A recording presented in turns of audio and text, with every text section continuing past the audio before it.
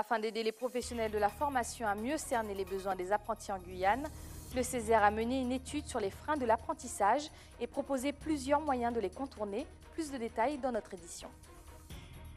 Roberto Osseux, patron d'une entreprise de ferronnerie, est depuis hier le nouveau président de la Chambre des métiers et de l'artisanat.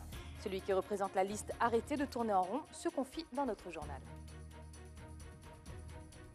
Éducation, silence, ça tourne. Le dispositif collège au cinéma est une occasion pour les plus jeunes de découvrir l'envers du décor du 7e art et c'est une des stars de la série Guyane qui a été à la rencontre des élèves du collège Néron. Mesdames et messieurs, bonsoir. Merci de votre fidélité. Sachez que vous pouvez suivre ce journal en direct sur Facebook. Ce matin, les professionnels de la formation et de l'apprentissage étaient réunis à la CTG. Ils répondaient à l'invitation du Césaire qui a mené une étude sur les pistes à suivre en matière de formation en Guyane. Gaël Oassima assistait à cette rencontre organisée dans le cadre des rendez-vous du Césaire. Rendre plus attractif l'apprentissage auprès des chefs d'entreprise et des jeunes en Guyane, pendant 2 ans, le Césaire s'est penché sur ce thème. Parmi les nombreux constats, une pauvreté d'apprentis sur le territoire, dans certaines filières plus ou moins structurées. Concrètement, l'idée, c'est de redonner déjà ces lettres de noblesse à l'apprentissage, à l'alternance, qui couvre trop peu de personnes savent que ça touche jusqu'au monde au niveau ingénieur. Trop peu de personnes savent que c'est pas du tout réservé à des gens qui décrochent, qui ne sont pas faits pour l'éducation, le système d'éducation nationale classique. C'est un choix de pouvoir faire de l'alternance, d'entrer vers la compétence de l'entreprise. Et de l'autre côté, pour l'entreprise, c'est aussi le moyen d'avoir des personnes qu'on a le temps de former pendant souvent 2 ans, d'adapter à l'entreprise qui va donc permettre une pérennité, une tranquillité dans l'entreprise. Et très souvent, donc le contrat d'apprentissage ou d'alternance finit par un CDI et voire plus à la fin, puisque certains artisans ou dans des entreprises plus importantes, voient par ces personnes-là une transmission qui peut se faire. 600 apprentis pour le territoire, un chiffre largement insuffisant selon les professionnels qui, à l'image de Baptiste Labéry, restent cependant optimistes. Ça va s'améliorer, la question c'est qu'il faut aller vite, on ne peut pas attendre, certains disaient il faut que les filières d'entreprises se structurent, on ne peut pas attendre que les filières se structurent, on est dans un processus d'urgence, il faut que l'ensemble des acteurs, que ce soit la puissance publique, la collectivité, l'État, les partenaires sociaux qui gèrent des outils comme les nôtres, des organismes de collecte et de financement, les entreprises aillent tous ensemble sur le même chemin, c'est-à-dire le développement de l'apprentissage qui est, ça a été rappelé ce matin, la voie royale d'accès à l'emploi. La Guyane reste l'un des territoires les plus impactés par le chômage chez les jeunes, avec 44% chez les 15-24 ans. L'apprentissage pourrait s'avérer être un tremplin vers une possible carrière. Le combat d'un père, c'est celui de Frédéric Farine, qui se bat depuis de nombreuses années afin que son fils autiste puisse accéder à une éducation et des soins adaptés. À bout, il a finalement décidé d'attaquer le rectorat et l'ARS. Pierre Tréfou a recueilli son sentiment. Ces dernières semaines, il y a 2 décisions de justice de référé liberté qui sont tombées, qui enjoignent d'une part le recteur de Guyane d'affecter mon fils dans un lycée, dans une structure adaptée à son profil, et en désignant parallèlement ce qu'on appelle une auxiliaire de vie scolaire, qu'on nomme AESH, pour l'accompagner, étant donné sa vulnérabilité, etc. Et depuis, le recteur l'a affecté dans un lycée de 900 élèves, très bien, mais sans désigner cet auxiliaire de vie scolaire. Ça fait 1 mois, donc la décision exécutoire, il y a une astreinte. C'est complètement irresponsable par rapport au profil de Yehudi. Deuxième décision de justice, en appui de cette rescolarisation, en référé liberté, un autre juge a donc déploré ces démanquements graves aux libertés fondamentales et a demandé à l'ARS d'assurer une prise en charge effective de Yehudi en accompagnement. Ça peut être psychomotricien en établissement, orthophoniste, ergothérapeute, éducateur, tout ce qui aide un autiste, surtout lui qui l'a après l'adolescence, à accepter son état, ce qui n'est pas le cas. Et là, l'ARS, donc, ça fait plus de 15 jours qu'elle doit exécuter ne serait-ce qu'une prise en charge 2 après-midi par semaine en établissement. C'est quand même pas extraordinairement difficile. Elle donne aucun signe de vie. Elle ne nous contacte pas. C'est pareil, une décision exécutoire. Les 2 juges ont déploré des atteintes graves à des libertés fondamentales, droit à l'instruction, droit à la santé, droit à la sécurité, droit à la vie. Là, n'en jetez plus, je pense qu'on ne peut pas aller plus loin. Ouvrons une page d'économie avec le nouveau président de la Chambre de métiers. Grâce à ses 388 sièges, Roberto Osseux a succédé à Philippe Alcidi-Clausel. Quels sont les défis qu'il doit relever et surtout quels projets compte-t-il mener à bien? Caroline Alcide l'a questionné. On a 4 engagements, 12 chantiers 2018-2021. avec les 12 chantiers, c'est les 3 premiers mois, la réorganisation du CMA et du CFA, restructuration de la dette en 3 phases, ça c'est assez technique, je vais expliquer ça après, et on a aussi la création d'un service numérique, parce qu'aujourd'hui il faut rapidement créer un service numérique pour nos artisans qui sont éloignés, pour qu'ils puissent au moins récupérer leur REM au niveau sur l'internet, parce qu'ils ne vont pas faire combien de kilomètres pour venir récupérer un RM. On a 2 artisans, les artisans du haut, les artisans du bas. Les artisans du bas, on laissait les oublier. C'est eux qui n'ont jamais voté. Et c'est ça qu'on a été chercher. Ces artisans qui souffrent, qui ont même plus bas qu'un SMIC. On les a entendus, on a vu la souffrance dans leurs yeux. Ils ont vu, et en plus, en même temps, ils étaient contents de voir qu'aujourd'hui, il y a une équipe qui est sur le terrain, il y a une équipe qui sont venus les voir pour leur dire qu'aujourd'hui, il faut que ça change.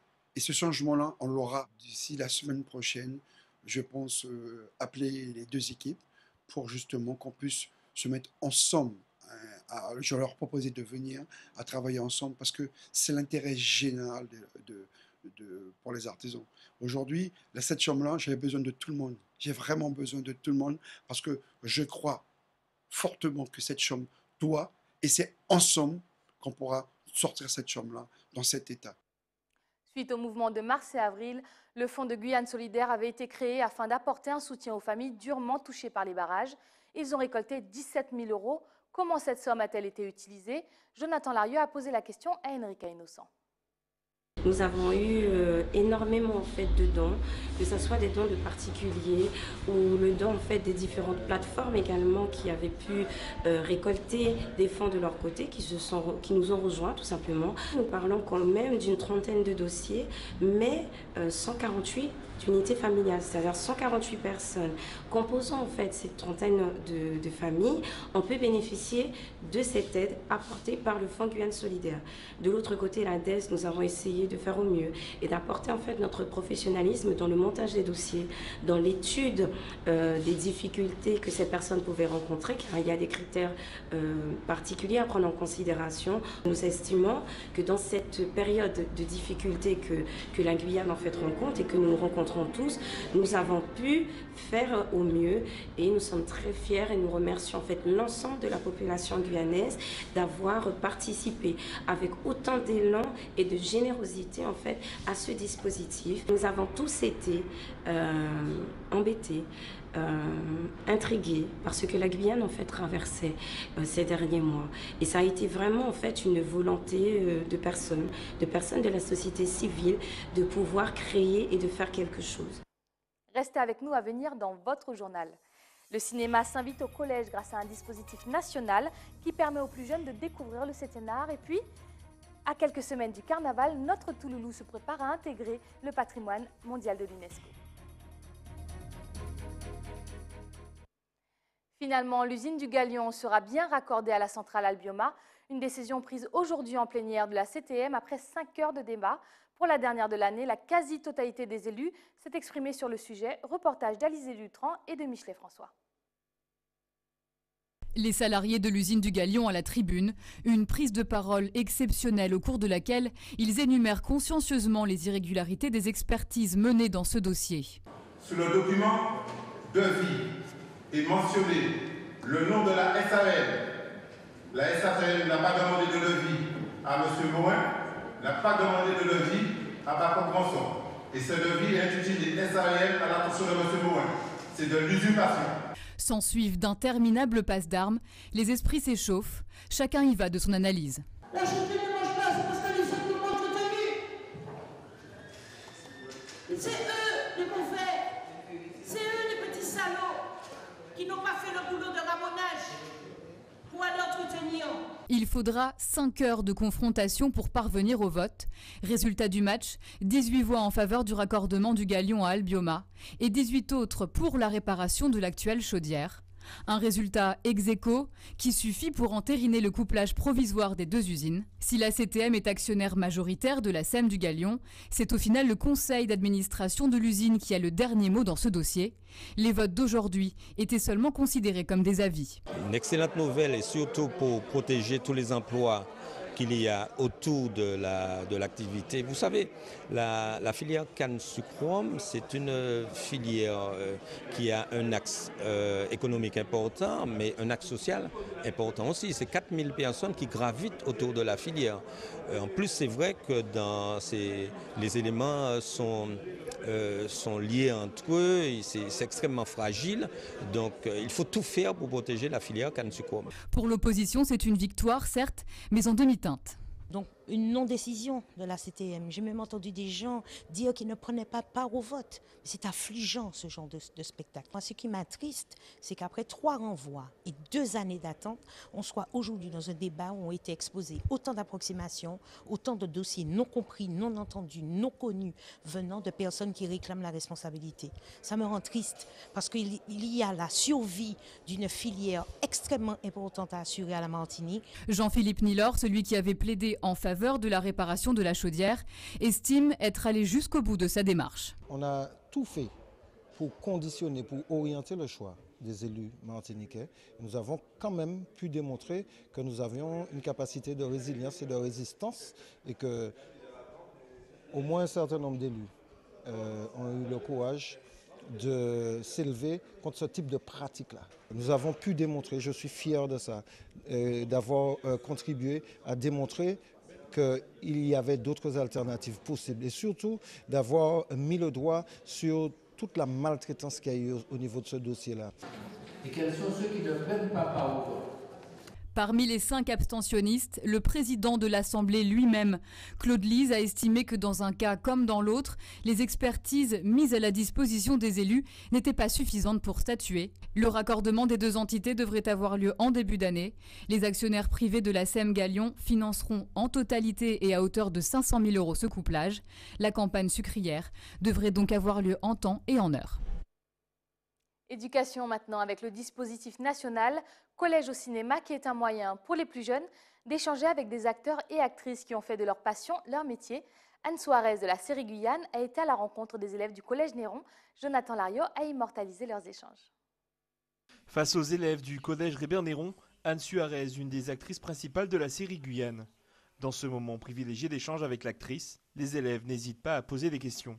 On doit poser des questions aussi sur sa formation, où elle est née, le métier d'actrice. Pour ces jeunes collégiens, le métier d'acteur est une véritable idylle, avec en tête les stars de gros blockbusters américains.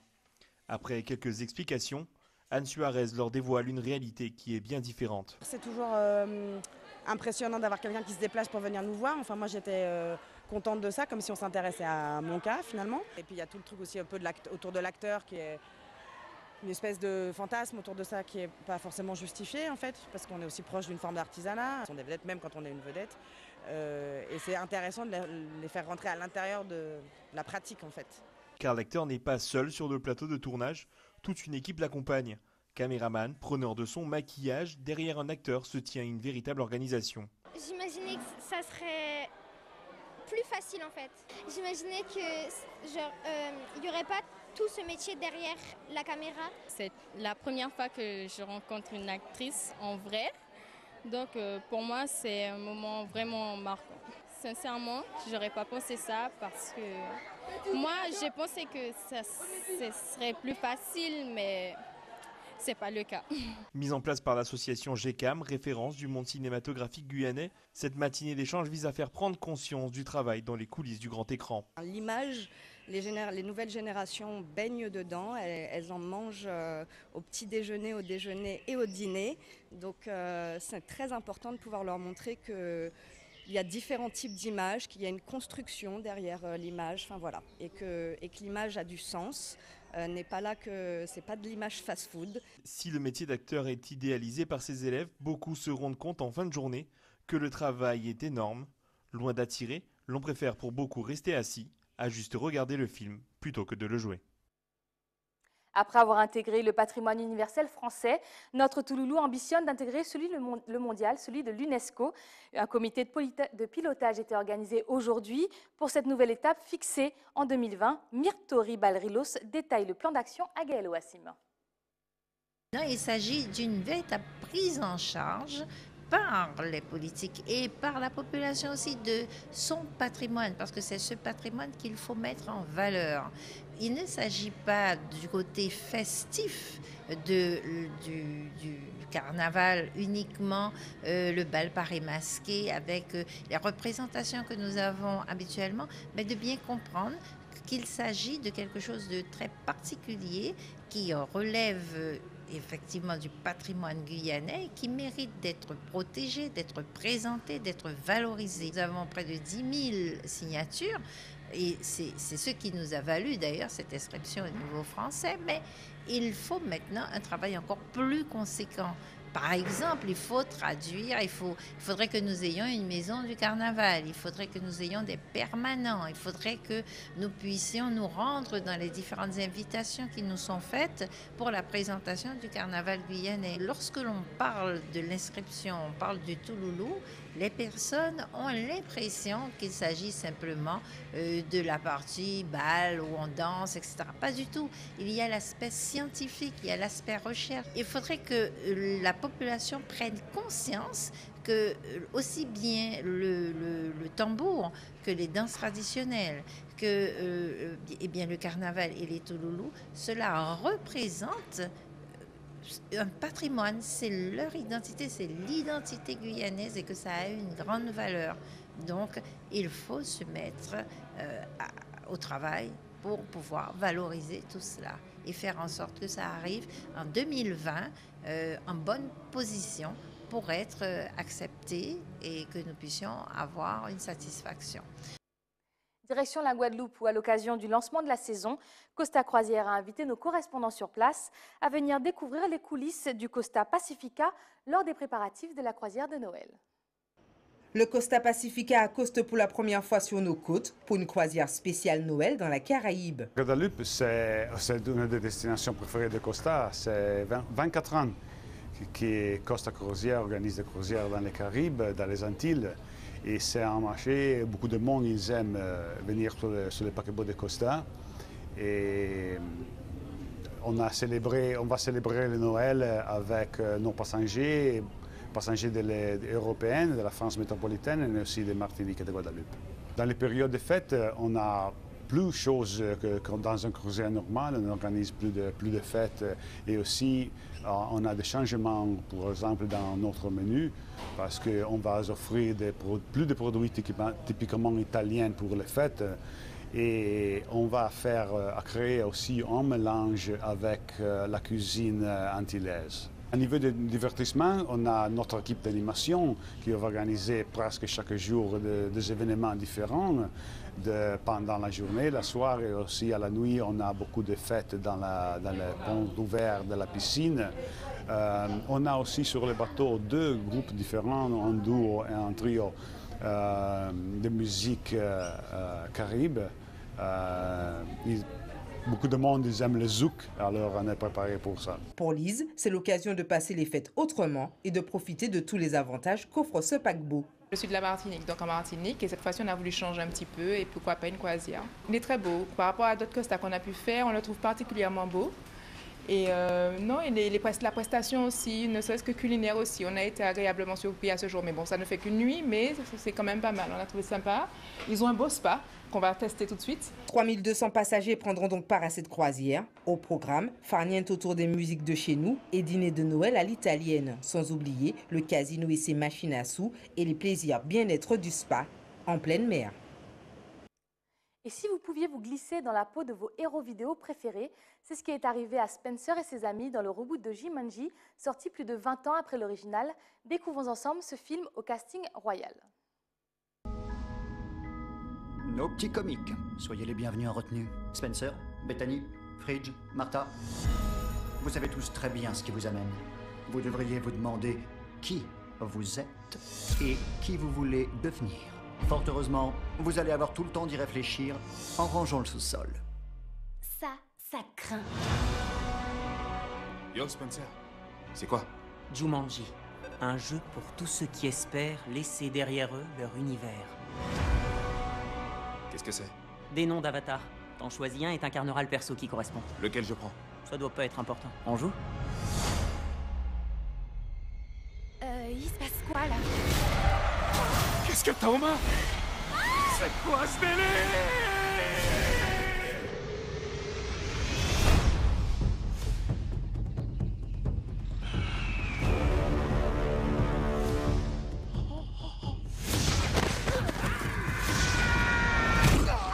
Oh la vache. Pourquoi je suis petit? Mais tu es Fridge? Ouais, je suis Fridge, t'es qui toi? C'est moi, Spencer. Et elle là, qui c'est? Martha. Je crois qu'on a été aspiré dans le jeu et qu'on est devenus les personnages qu'on a choisis. Autrement dit, je suis Bethany. Oh, Bethany! Bethany! Non! Je suis devenu un homme mûr et obèse! Ah! Bienvenue dans Jumanji!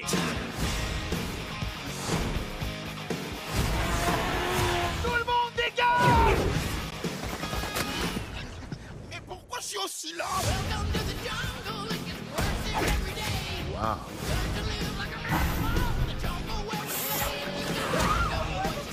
Je dois vous dire une chose, je crois que j'ai vraiment beaucoup de punch. Waouh! Il est trop fort!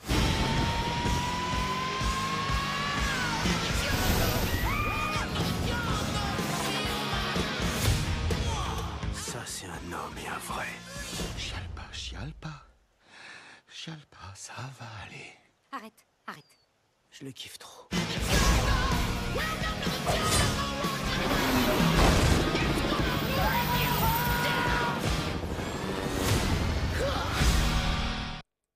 C'est la fin de ce journal, mais avant de se quitter, rappel des titres qui ont fait l'actualité du 21 décembre.